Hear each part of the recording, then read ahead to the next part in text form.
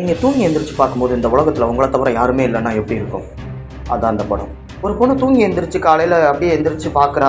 அலாரத்தை ஆன் பண்ணி பார்க்குறா. அலாரம் ஆன் ஆகலை. சரி ஓகேன்னு சொல்லிட்டு அப்பா அம்மான்னு கூப்பிட்டு பார்க்குறா. யாருமே இன்னும் கதவை திறக்கல. என்னது இது அப்படின்னு சொல்லிட்டு செல்ஃபோனை ஆன் பண்ணி ஒவ்வொருத்தருக்கும் கால் பண்ணி பார்க்குறா. யாருமே எடுக்கல. அட போங்க அப்படின்ட்டு அவள் பாட்டு வாக்மேனை போட்டு நடந்து போய்கிட்டு இருக்கா. போயிட்டு இருக்கையில் ரோட்டில் பார்க்குறா. யாருமே இல்லை. தெரிஞ்சவங்க வீட்டில் போய் பார்க்குறா. வீட்லேயும் யாரும் இல்லை. என்னடா இது அப்படின்னு சொல்லிட்டு அங்கே இங்கேன்னு சுற்றி கித்தி பார்க்குறா. இந்த உலகத்தில் யாருமே கிடையாது.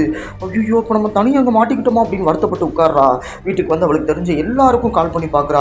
யாருமே ஃபோன் எடுக்கல. அப்போ தான் பயங்கரமாக மாட்டிக்கிட்டோம்னு தெரிய வருது. அப்போ டக்குன்னு எதுக்கு ஒருத்தியை பார்க்குறா. பார்த்தது அவளுக்கு சந்தோஷம் தாங்க முடியல.